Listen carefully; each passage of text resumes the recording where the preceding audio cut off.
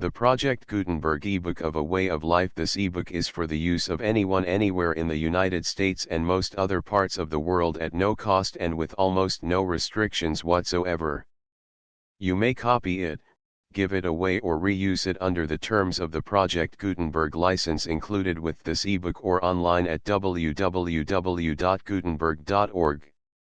If you are not located in the United States, you will have to check the laws of the country where you are located before using this ebook. Title: A Way of Life. An address to Yale students. Sunday evening, April 20, 1913. Author: Sir William Osler. Release date: March 6, 2024. Ebook number 73116. Language: English. Original publication: London, Constable and Company, 1913. Credits: Al Haynes. Start of the Project Gutenberg ebook. A Way of Life. A Way of Life. An address to Yale students. Sunday evening, April 20, 1913. By William Osler. London, Constable and Company Ltd. 1913. What each day needs, that shall thou ask, each day will set its proper task. Goethe. Fellow students, every man has a philosophy of life in thought, in word, or in deed, worked out in himself unconsciously. In possession of the very best, he may not know of its existence; with the very worst he may pride himself as a paragon. As it grows with the growth, it cannot be taught to the young in formal lectures. What have bright eyes, red blood, quick breath, and taut muscles to do with philosophy? Did not the great Stagirite say that young men were unfit students of it? They will hear as though they heard not, and to no profit. Why then should I trouble you? Because I have a message that may be helpful. It is not philosophical, nor is it strictly moral or religious, one or other of which I was told my address should be, and yet in a way it is all three. It is the oldest and the freshest, the simplest and the most useful. So simple indeed is it that some of you may turn away disappointed, as was Naaman the Syrian when told to go wash in Jordan and be clean. You know those composite tools, to be bought for 50 cents, with one handle to fit a score or more of instruments.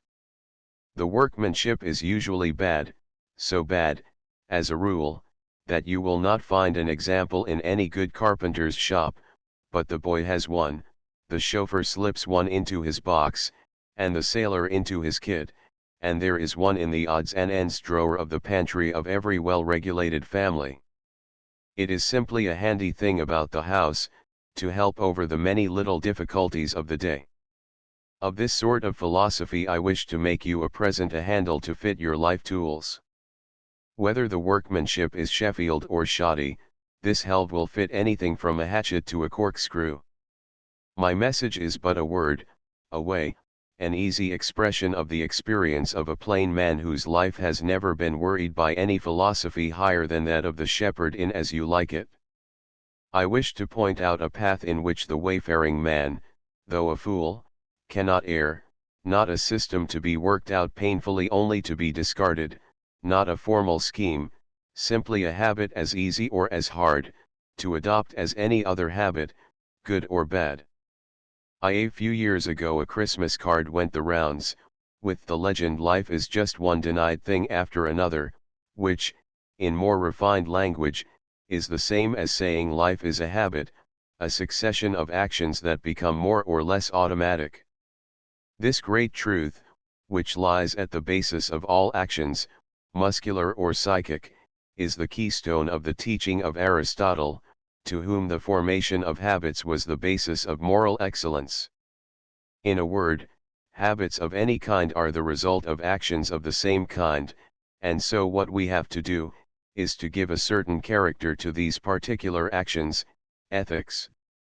Lift a 7-month-old baby to his feet, see him tumble on his nose. Do the same at 12 months, he walks. At 2 years he runs. The muscles and the nervous system have acquired the habit.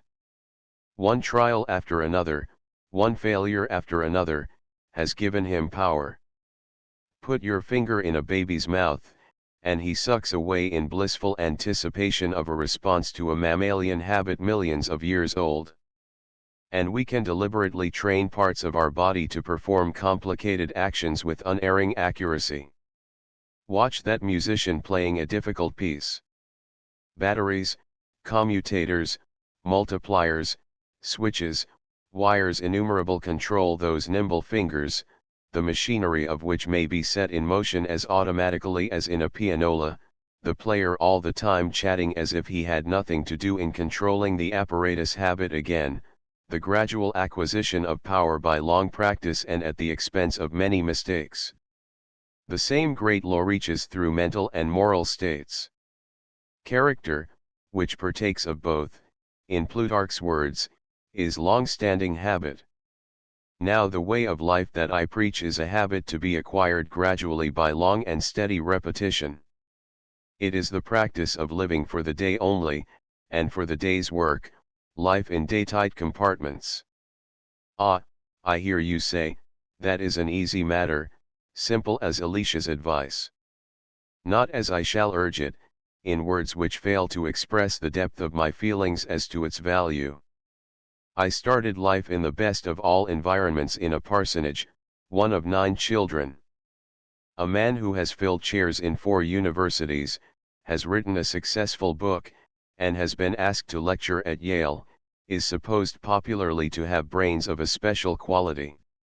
A few of my intimate friends really know the truth about me, as I know it. Mine, in good faith I say it, are of the most mediocre character. But what about those professorships, etc.? Just habit, a way of life, an outcome of the day's work, the vital importance of which I wish to impress upon you with all the force at my command. Dr. Johnson remarked upon the trifling circumstances by which men's lives are influenced, not by an ascendant planet, a predominating humor, but by the first book which they read, some early conversation which they have heard, or some accident which excited ardor and enthusiasm. This was my case in 2 particulars. I was diverted to the Trinity College School, then at Weston, Ontario, by a paragraph in the circular stating that the senior boys would go into the drawing room in the evenings, and learn to sing and dance vocal and pedal accomplishments for which I was never designed, but like Saul seeking his asses, I found something more valuable, a man of the White of Selborne type, who knew nature, and who knew how to get boys interested in it. The other happened in the summer of 1871, when I was attending the Montreal General Hospital.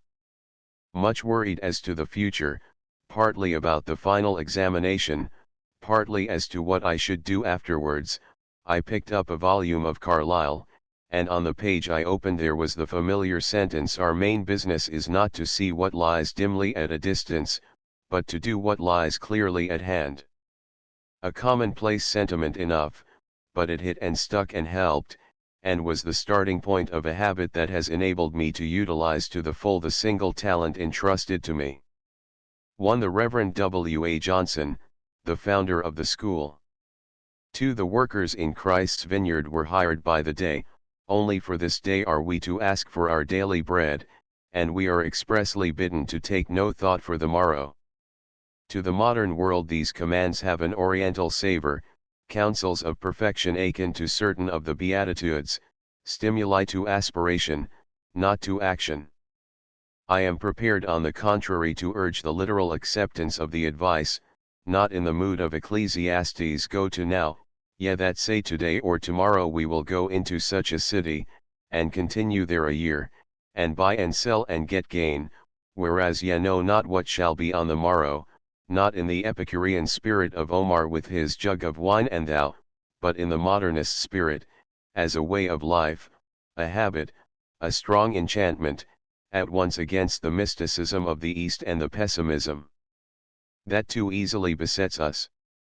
Change that hard saying, sufficient unto the day is the evil thereof, into the goodness thereof, since the chief worries of life arise from the foolish habit of looking before and after. As a patient with double vision from some transient unequal action of the muscles of the eye finds magical relief from well-adjusted glasses, so, returning to the clear binocular vision of today, The over-anxious student finds peace when he looks neither backward to the past nor forward to the future. I stood on the bridge of one of the great liners, plowing the ocean at 25 knots.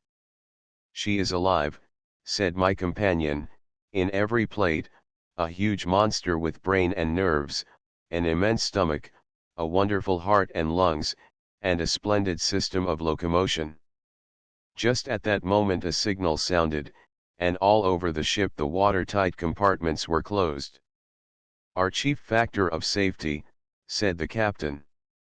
"In spite of the Titanic," I said. "Yes," he replied, "in spite of the Titanic. Now each one of you is a much more marvelous organization than the great liner, and bound on a longer voyage. What I urge is that you so learn to control the machinery as to live with tight compartments as the most certain way to ensure safety on the voyage. Get on the bridge, and see that at least the great bulkheads are in working order. Touch a button and hear, at every level of your life, the iron doors shutting out the past, the dead yesterdays. Touch another and shut off, with a metal curtain, the future, the unborn tomorrows. Then you are safe for today. Read the old story in the Chambered Nautilus, so beautifully sung by Oliver Wendell Holmes, only change one line to day after day beheld the silent toil. Shut off the past. Let the dead past bury its dead. So easy to say, so hard to realize. The truth is, the past haunts us like a shadow. To disregard it is not easy. Those blue eyes of your grandmother, that weak chin of your grandfather, have mental and moral counterparts in your makeup. Generations of ancestors, brooding over providence, foreknowledge, will and fate, fixed fate, free will, foreknowledge, absolute, may have bred a New England conscience, morbidly sensitive, to heal which some of you had rather sing the 51st Psalm than follow Christ into the slums. Shut out the yesterdays, which have lighted fools the way to dusty death, and have no concern for you personally, that is, consciously.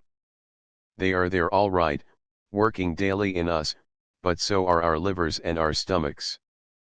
And the past, in its unconscious action on our lives, should bother us as little as they do.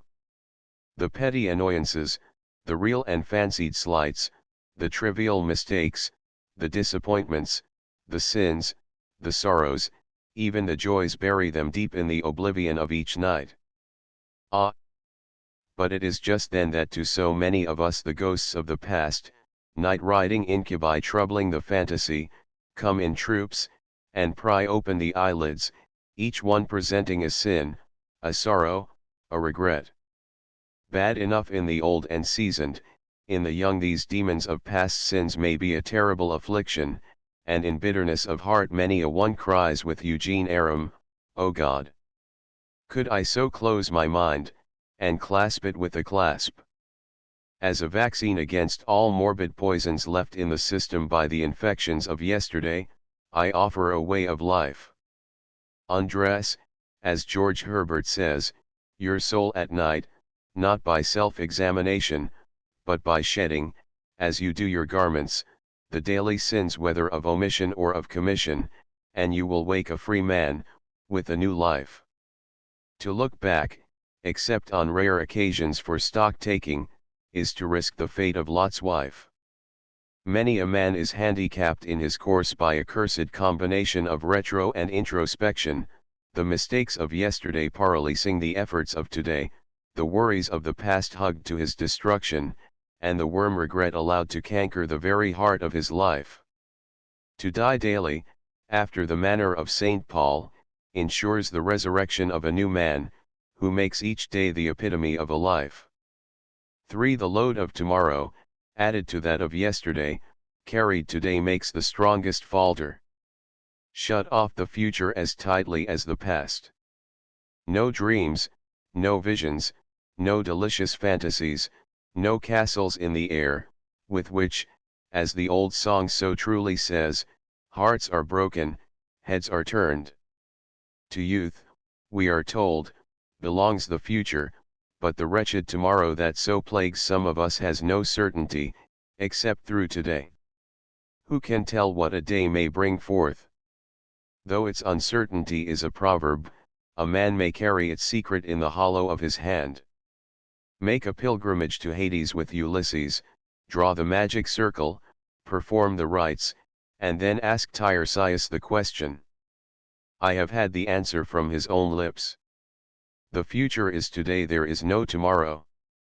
The day of a man's salvation is now, the life of the present, of today, lived earnestly, intently, without a forward-looking thought, is the only insurance for the future. Let the limit of your horizon be a 24-hour circle. On the title page of one of the great books of science, the Discours de la Méthode of Descartes, 1637, is a vignette showing a man digging in a garden with his face towards the earth, on which rays of light are streaming from the heavens. Beneath is the legend Facet spera. 'Tis a good attitude and a good motto. Look heavenward, if you wish, but never to the horizon, that way danger lies. Truth is not there, happiness is not there, certainty is not there, but the falsehoods, the frauds, the quackeries, the ignes fatui which have deceived each generation, all beckon from the horizon, and lure the men not content to look for the truth and happiness that tumble out at their feet. Once while at college climb a mountain top, and get a general outlook of the land, and make it the occasion perhaps of that careful examination of yourself, that inquisition which Descartes urges every man to hold once in a lifetime, not oftener. Waste of energy, mental distress, nervous worries dog the steps of a man who is anxious about the future. Shut close, then, the great fore and aft bulkheads, and prepare to cultivate the habit of a life of day-tight compartments. Do not be discouraged. Like every other habit, the acquisition takes time, and the way is one you must find for yourselves. I can only give general directions and encouragement, in the hope that while the green years are on your heads, you may have the courage to persist. For now, for the day itself. What first? Be your own daysman. And sigh not with job for any mysterious intermediary, but prepare to lay your own firm hand upon the helm. Get into touch with the finite, and grasp in full enjoyment that sense of capacity in a machine working smoothly. Join the whole creation of animate things in a deep, heartfelt joy that you are alive, that you see the sun, that you are in this glorious earth which nature has made so beautiful, and which is yours to conquer and to enjoy. Realize, in the words of Browning, that there's a world of capability for joy spread round about us, meant for us, inviting us. What are the morning sensations, for they control the day?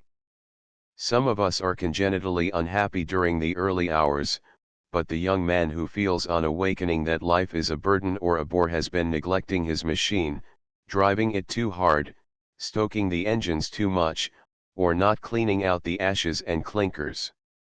Or he has been too much with the lady nicotine, or fooling with Bacchus, or, worst of all, with the younger Aphrodite, all messengers of strong prevailment in unhardened youth. To have a sweet outlook on life you must have a clean body. As I look on the clear-cut, alert, earnest features, and the lithe, active forms of our college men, I sometimes wonder whether or not Socrates and Plato would find the race improved. I am sure they would love to look on such a gathering as this. Make their ideal yours, the fair mind in the fair body. The one cannot be sweet and clean without the other, and you must realize, with Rabbi Ben Ezra, the great truth that flesh and soul are mutually helpful. The morning outlook which really makes the day is largely a question of a clean machine of physical morality in the wide sense of the term. C'est l'estomac qui fait les arus, as Voltaire says. No dyspeptic can have a sane outlook on life, and a man whose bodily functions are impaired has a lowered moral resistance. To keep the body fit is a help in keeping the mind pure, and the sensations of the first few hours of the day are the best test of its normal state. The clean tongue, the clear head, and the bright eye are birthrights of each day. Just as the late Professor Marsh would diagnose an unknown animal from a single bone, so can the day be predicted from the first waking hour.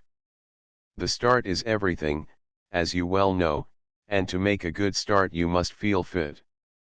In the young, sensations of morning slackness come most often from lack of control of the two primal instincts, biologic habits, the one concerned with the preservation of the individual, the other with the continuance of the species. Yale students should by this time be models of dietetic propriety, but youth does not always reck the read of the teacher, and I dare say that here, as elsewhere, careless habits of eating are responsible for much mental disability. My own rule of life has been to cut out unsparingly any article of diet that had the bad taste to disagree with me, or to indicate in any way that it had abused the temporary hospitality of the lodging which I had provided. To drink, nowadays, but few students become addicted, but in every large body of men a few are to be found whose incapacity for the day results from the morning clogging of nocturnally flushed tissues. As moderation is very hard to reach, and as it has been abundantly shown that the best of mental and physical work may be done without alcohol in any form, the safest rule for the young man is that which I am sure most of you follow: abstinence. A bitter enemy to the bright eye and the clear brain of the early morning is tobacco when smoked to excess, as it is now by a large majority of students. Watch it, test it, and if need be, control it. That befogged, woolly sensation reaching from the forehead to the occiput, that haziness of memory, that cold fish-like eye, that furred tongue, and last week's taste in the mouth, too many of you know them, I know them, they often come from too much tobacco. The other primal instinct is the heavy burden of the flesh which nature puts on all of us to ensure a continuation of the species. To drive Plato's team taxes the energies of the best of us. One of the horses is a raging, untamed devil, who can only be brought into subjection by hard fighting and severe training. This much you all know as men: once the bit is between his teeth, the black steed passion will take the white horse reason with you, and the chariot rattling over the rocks to perdition. With a fresh, sweet body you can start aright without those feelings of inertia that so often, as Goethe says, make the morning's lazy leisure usher in a useless day. Control of the mind as a working machine, the adaptation in it of habit, so that its action becomes almost as automatic as walking, is the end of education, and yet how rarely reached. It can be accomplished with deliberation and repose, never with hurry and worry. Realize how much time there is, how long the day is. Realize that you have 16 waking hours, 3 or 4 of which at least should be devoted to making a silent conquest of your mental machinery. Concentration, by which is grown gradually the power to wrestle successfully with any subject, is the secret of successful study. No mind, however dull, can escape the brightness that comes from steady application. There is an old saying, "Youth enjoyeth not, for haste," but worse than this, the failure to cultivate the power of peaceful concentration is the greatest single cause of mental breakdown. Plato pities the young man who started at such a pace that he never reached the goal. One of the saddest of life's tragedies is the wreckage of the career of the young collegian by hurry, hustle, bustle, and tension, the human machine driven day and night, as no sensible fellow would use his motor. Listen to the words of a master in Israel, William James: "Neither the nature nor the amount of our work is accountable for the frequency and severity of our breakdowns, but their cause lies rather in those absurd feelings of hurry and having no time, in that breathlessness and tension, that anxiety of feature and that solicitude of results, that lack of inner harmony and ease, in short, by which the work with us is apt to be accompanied, and from which a European who would do the same work would, 9 out of 10 times, be free. Es bildet ein Talent sich in der Still, but it need not be for all day. A few hours out of the 16 will suffice, only let them be hours of daily dedication in routine, in order and in system, and day by day you will gain in power over the mental mechanism, just as the child does over the spinal marrow in walking, or the musician over the nerve centers. Aristotle somewhere says that the student who wins out in the fight must be slow in his movements, with voice deep, and slow speech, and he will not be worried over trifles which make people speak in shrill tones and use rapid movements. Shut close in our tight compartments, with the mind directed intensely upon the subject in hand, you will acquire the capacity to do more and more, you will get into training, and once the mental habit is established, you are safe for life. Concentration is an art of slow acquisition, but little by little the mind is accustomed to habits of slow eating and careful digestion, by which alone you escape the mental dyspepsy so graphically described by Lowell in the Fable for Critics. Do not worry your brains about that bugbear efficiency, which, sought consciously and with effort, is just one of those elusive qualities very apt to be missed. The man's college output is never to be gauged at sight. All the world's coarse thumb and finger may fail to plumb his most effective work, the casting of the mental machinery of self-education, the true preparation for a field larger than the college campus. 4 or 5 hours daily it is not much to ask, but one day must tell another, 1 week certify another, 1 month bear witness to another of the same story, and you will acquire a habit by which the 1-talent man will earn a high interest, and by which the 10-talent man may at least save his capital. Steady work of this sort gives a man a sane outlook on the world. No corrective so valuable to the weariness, the fever, and the fret that are so apt to wring the heart of the young. This is the talisman, as George Herbert says, the famous stone that turneth all to gold, and with which, to the eternally recurring question, what is life? You answer, I do not think I act it, the only philosophy that brings you in contact with its real values and enables you to grasp its hidden meaning. Over the slough of despond, past doubting castle and giant despair, with this talisman you may reach the delectable mountains, and those shepherds of the mind knowledge, experience, watchful and sincere. Some of you may think this to be a miserable Epicurean doctrine no better than that so sweetly sung by Horace, happy the man and happy he alone, he who can call today his own, he who secure within can say, tomorrow, do thy worst for I have lived today. I do not care what you think, I am simply giving you a philosophy of life that I have found helpful in my work, useful in my play. Walt Whitman, whose physician I was for some years, never spoke to me much of his poems, though occasionally he would make a quotation, but I remember late one summer afternoon as we sat in the window of his little house in Camden there passed a group of workmen whom he greeted in his usual friendly way. And then he said, "Ah, the glory of the day's work, whether with hand or brain. I have tried to exalt the present and the real, to teach the average man the glory of his daily work or trade.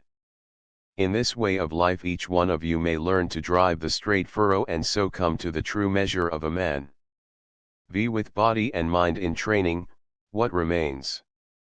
Do you remember that most touching of all incidents in Christ's ministry, when the anxious ruler Nicodemus came by night, worried lest the things that pertained to his everlasting peace were not a part of his busy and successful life?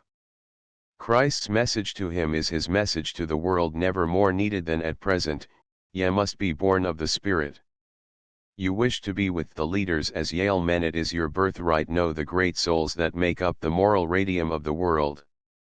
You must be born of their spirit, initiated into their fraternity, whether of the spiritually minded followers of the Nazarene or of that larger company, elect from every nation, seen by St. John. Begin the day with Christ and his prayer, you need no other. Creedless, with it you have religion, creed stuffed, it will leaven any theological dough in which you stick. As the soul is dyed by the thoughts, let no day pass without contact with the best literature of the world. Learn to know your Bible, though not perhaps as your fathers did. In forming character and in shaping conduct, its touch has still its ancient power. Of the kindred of Ram and sons of Elihu, you should know its beauties and its strength. 15 or 20 minutes day by day will give you fellowship with the great minds of the race, and little by little as the years pass you extend your friendship with the immortal dead. They will give you faith in your own day. Listen while they speak to you of the fathers. But each age has its own spirit and ideas, just as it has its own manners and pleasures. You are right to believe that yours is the best university, at its best period. Why should you look back to be shocked at the frowsiness and dullness of the students of the 70s or even of the 90s?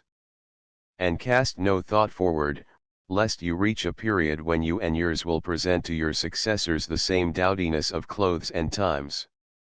But while change is the law, certain great ideas flow fresh through the ages, and control us effectually as in the days of Pericles. Mankind, it has been said, is always advancing, man is always the same. The love, hope, fear and faith that make humanity, and the elemental passions of the human heart, remain unchanged, and the secret of inspiration in any literature is the capacity to touch the chord that vibrates in a sympathy that knows nor time nor place. The quiet life in day-tight compartments will help you to bear your own and others' burdens with a light heart. Pay no heed to the batrachians who sit croaking idly by the stream. Life is a straight, plain business, and the way is clear, blazed for you by generations of strong men, into whose labors you enter and whose ideals must be your inspiration. In my mind's eye I can see you 20 years hence resolute-eyed, broad-headed, smooth-faced men who are in the world to make a success of life, but to whichever of the two great types you belong, whether controlled by emotion or by reason, you will need the leaven of their spirit, the only leaven potent enough to avert that only too common nemesis to which the psalmist refers. He gave them their heart's desire, but sent leanness withal into their souls. I quoted Dr. Johnson's remark about the trivial things that influence. Perhaps this slight word of mine may help some of you so to number your days that you may apply your hearts unto wisdom. William Brendan and Son, Ltd. Printers, Plymouth. End of the Project Gutenberg ebook. A Way of Life updated editions will replace the previous one. The old editions will be renamed. Creating the works from print editions not protected by U.S. copyright law means that no one owns a United States copyright in these works, so the Foundation, and you, can copy and distribute it in the United States without permission and without paying copyright royalties. Special rules, set forth in the general terms of use part of this license, apply to copying and distributing Project Gutenberg trademark electronic works to protect the Project Gutenberg trademark concept and trademark. Project Gutenberg is a registered trademark, and may not be used if you charge for an ebook, except by following the terms of the trademark license, including paying royalties for use of the Project Gutenberg trademark. If you do not charge anything for copies of this ebook, complying with the trademark license is very easy. You may use this ebook for nearly any purpose such as creation of derivative works, reports, performances, and research. Project Gutenberg ebooks may be modified and printed and given away. You may do practically anything in the United States with ebooks not protected by U.S. copyright law. Redistribution is subject to the trademark license, especially commercial redistribution. Start, full license. The full Project Gutenberg license. Please read this before you distribute or use this work to protect the Project Gutenberg trademark mission of promoting the free distribution of electronic works.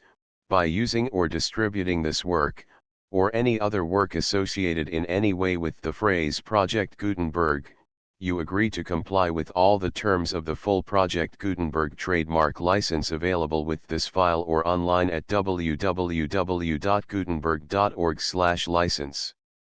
Section 1. General Terms of Use and Redistributing Project Gutenberg Trademark Electronic Works 1.a. By reading or using any part of this Project Gutenberg trademark electronic work, you indicate that you have read, understand, agree to and accept all the terms of this license and intellectual property, trademark/copyright, agreement. If you do not agree to abide by all the terms of this agreement, you must cease using and return or destroy all copies of Project Gutenberg trademark electronic works in your possession. If you paid a fee for obtaining a copy of or access to a Project Gutenberg trademark electronic work and you do not agree to be bound by the terms of this agreement, you may obtain a refund from the person or entity to whom you paid the fee as set forth in paragraph 1.e.8. 1.b Project Gutenberg is a registered trademark. It may only be used on or associated in any way with an electronic work by people who agree to be bound by the terms of this agreement. There are a few things that you can do with most Project Gutenberg trademark electronic works even without complying with the full terms of this agreement. See paragraph 1.c below. There are a lot of things you can do with Project Gutenberg trademark electronic works if you follow the terms of this agreement and help preserve free future access to Project Gutenberg trademark electronic works. See paragraph 1.e below. 1.c. The Project Gutenberg Literary Archive Foundation, the Foundation or PGLOF, owns a compilation copyright in the collection of Project Gutenberg trademark electronic works. Nearly all the individual works in the collection are in the public domain in the United States. If an individual work is unprotected by copyright law in the United States and you are located in the United States, we do not claim a right to prevent you from copying, distributing, performing, displaying, or creating derivative works based on the work as long as all references to Project Gutenberg are removed. Of course, we hope that you will support the Project Gutenberg trademark mission of promoting free access to electronic works by freely sharing Project Gutenberg trademark works in compliance with the terms of this agreement for keeping the Project Gutenberg trademark name associated with the work. You can easily comply with the terms of this agreement by keeping this work in the same format with its attached full Project Gutenberg trademark license when you share it without charge with others. 1.d. The copyright laws of the place where you are located also govern what you can do with this work. Copyright laws in most countries are in a constant state of change. If you are outside the United States, check the laws of your country in addition to the terms of this agreement before downloading, copying, displaying, performing, distributing or creating derivative works based on this work or any other Project Gutenberg trademark work. The Foundation makes no representations concerning the copyright status of any work in any country other than the United States. 1.e Unless you have removed all references to Project Gutenberg, 1.e.1. The following sentence, with active links to, or other immediate access to, the full Project Gutenberg trademark license must appear prominently whenever any copy of a Project Gutenberg trademark work, any work on which the phrase Project Gutenberg appears, or with which the phrase Project Gutenberg is associated, is accessed, displayed, performed, viewed, copied or distributed. This ebook is for the use of anyone anywhere in the United States and most other parts of the world at no cost and with almost no restrictions whatsoever. You may copy it, give it away or reuse it under the terms of the Project Gutenberg license included with this ebook or online at www.gutenberg.org. If you are not located in the United States, you will have to check the laws of the country where you are located before using this ebook. 1.e.2. If an individual Project Gutenberg trademark electronic work is derived from texts not protected by U.S. copyright law, does not contain a notice indicating that it is posted with permission of the copyright holder, the work can be copied and distributed to anyone in the United States without paying any fees or charges. If you are redistributing or providing access to a work with the phrase Project Gutenberg associated with or appearing on the work, you must comply either with the requirements of paragraphs 1.e.1 through 1.e.7 or obtain permission for the use of the work and the Project Gutenberg trademark as set forth in paragraphs 1.e.8 or 1.e.9. 1.e.3. If an individual Project Gutenberg trademark electronic work is posted with the permission of the copyright holder, your use and distribution must comply with both paragraphs 1.e.1 through 1.e.7 and any additional terms imposed by the copyright holder. Additional terms will be linked to the Project Gutenberg trademark license for all works posted with the permission of the copyright holder found at the beginning of this work. 1.e.4. Do not unlink or detach or remove the full Project Gutenberg trademark license terms from this work, or any files containing a part of this work or any other work associated with Project Gutenberg trademark. 1.e.5. Do not copy, display, perform, distribute or redistribute this electronic work, or any part of this electronic work, without prominently displaying the sentence set forth in paragraph 1.e.1 with active links or immediate access to the full terms of the Project Gutenberg trademark license. 1.e.6. You may convert to and distribute this work in any binary, compressed, marked up, non-proprietary or proprietary form, including any word processing or hypertext form.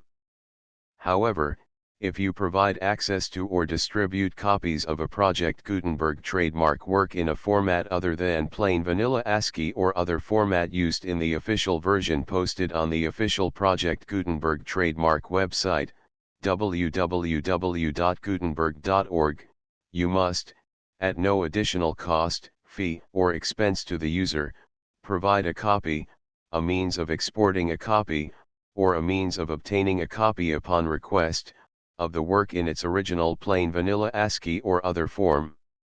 Any alternate format must include the full Project Gutenberg trademark license as specified in paragraph 1.e.1. 1.e.7.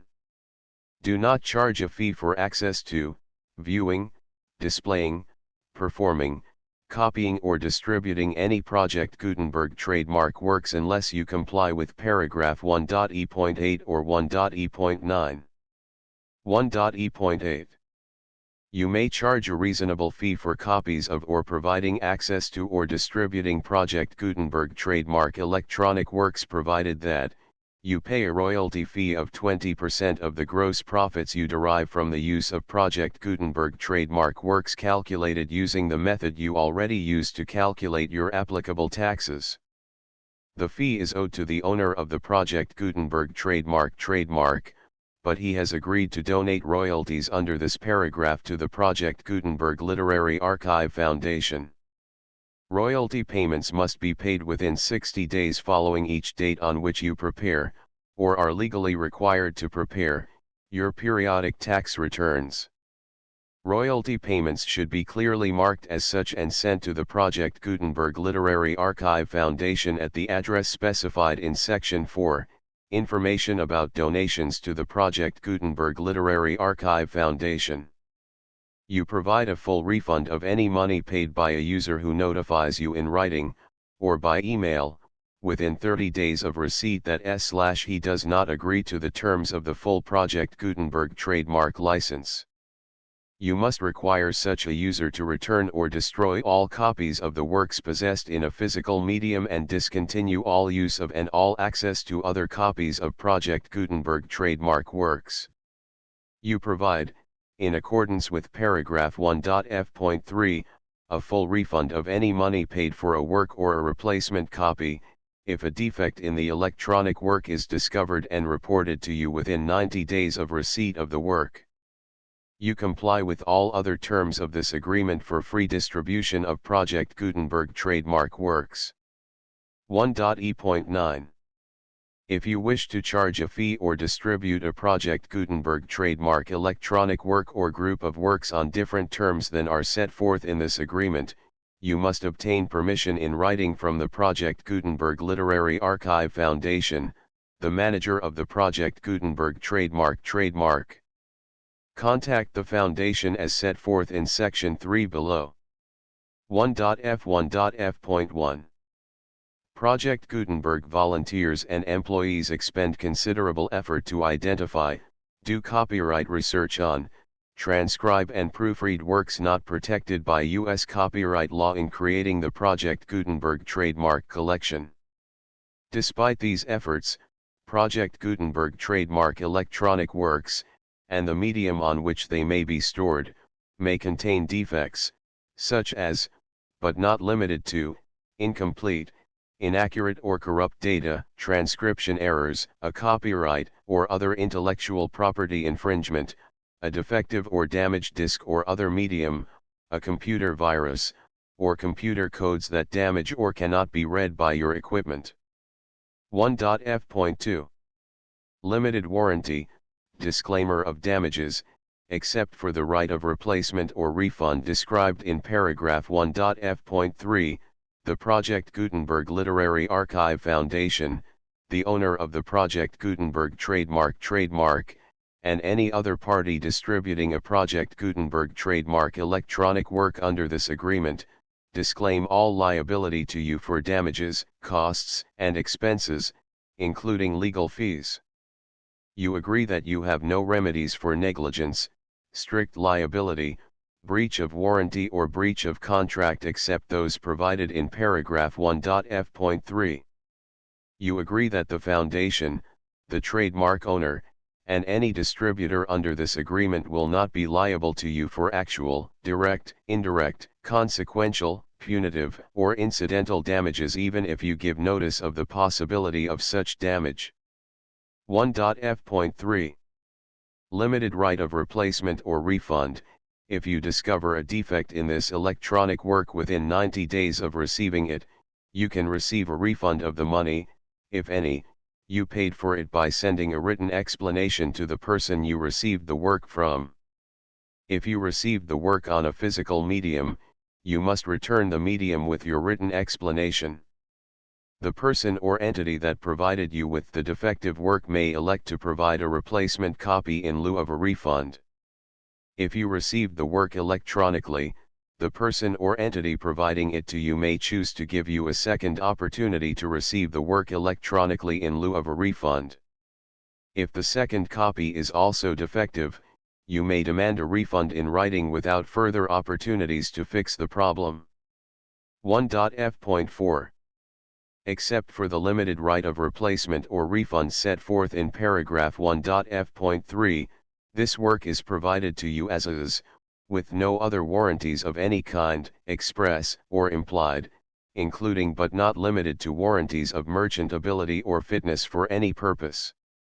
1.f.5 Some states do not allow disclaimers of certain implied warranties or the exclusion or limitation of certain types of damages.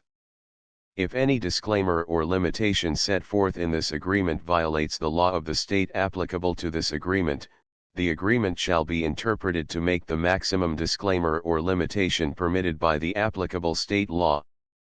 The invalidity or unenforceability of any provision of this agreement shall not void the remaining provisions. 1.f.6 Indemnity.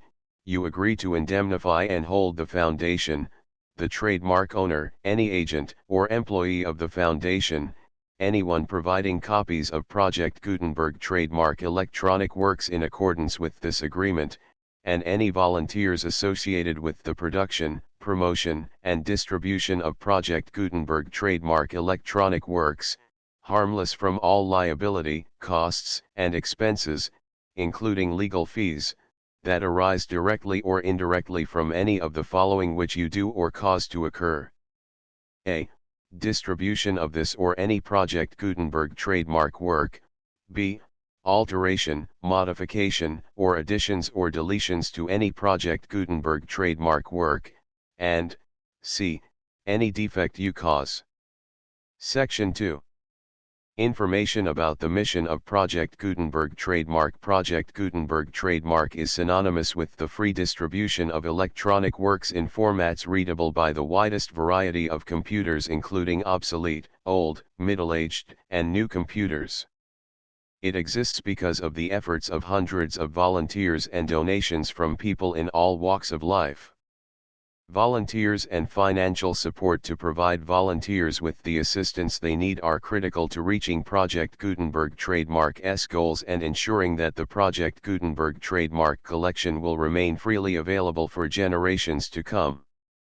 In 2001, the Project Gutenberg Literary Archive Foundation was created to provide a secure and permanent future for Project Gutenberg Trademark and future generations. To learn more about the Project Gutenberg Literary Archive Foundation and how your efforts and donations can help, see sections 3 and 4 and the Foundation information page at www.gutenberg.org. Section 3. Information about the Project Gutenberg Literary Archive Foundation. The Project Gutenberg Literary Archive Foundation is a non-profit 501(c)(3) educational corporation organized under the laws of the state of Mississippi and granted tax-exempt status by the Internal Revenue Service. The Foundation's IN or Federal Tax Identification Number is 64-6221541. Contributions to the Project Gutenberg Literary Archive Foundation are tax-deductible to the full extent permitted by U.S. federal laws and your state's laws. The Foundation's business office is located at 809 North 1500 West, Salt Lake City, Utah 841-16808-596-1887. Email contact links and up-to-date contact information can be found at the Foundation's website and official page at www.gutenberg.org/contact section 4. Information about donations to the Project Gutenberg Literary Archive Foundation. Project Gutenberg Trademark depends upon and cannot survive without widespread public support and donations to carry out its mission of increasing the number of public domain and licensed works that can be freely distributed in machine-readable form accessible by the widest array of equipment including outdated equipment. Many small donations, $1 to $5,000, are particularly important to maintaining tax-exempt status with the IRS. The Foundation is committed to complying with the laws regulating charities and charitable donations in all 50 states of the United States. Compliance requirements are not uniform and it takes a considerable effort, much paperwork, and many fees to meet and keep up with these requirements. We do not solicit donations in locations where we have not received written confirmation of compliance. To send donations or determine the status of compliance for any particular state, visit www.gutenberg.org/donate. While we cannot and do not solicit contributions from states where we have not met the solicitation requirements, we know of no prohibition against accepting unsolicited donations from donors in such states who approach us with offers to donate. International donations are gratefully accepted, but we cannot make any statements concerning tax treatment of donations received from outside the United States. U.S. laws alone swamp our small staff. Please check the Project Gutenberg web pages for current donation methods and addresses. Donations are accepted in a number of other ways including checks, online payments, and credit card donations. To donate, please visit www.gutenberg.org/donate. Section 5. General information about Project Gutenberg Trademark Electronic Works. Professor Michael S. Hart was the originator of the Project Gutenberg Trademark concept of a library of electronic works that could be freely shared with anyone. For 40 years, he produced and distributed Project Gutenberg Trademark ebooks with only a loose network of volunteer support. Project Gutenberg Trademark ebooks are often created from several printed editions, all of which are confirmed as not protected by copyright in the U.S. unless a copyright notice is included. Thus, we do not necessarily keep ebooks in compliance with any particular paper edition. Most people start at our website, which has the main PG search facility, www.gutenberg.org. This website includes information about Project Gutenberg Trademark, including how to make donations to the Project Gutenberg Literary Archive Foundation, how to help produce our new ebooks, and how to subscribe to our email newsletter to hear about new ebooks. A Way of Life I234V, the full Project Gutenberg license.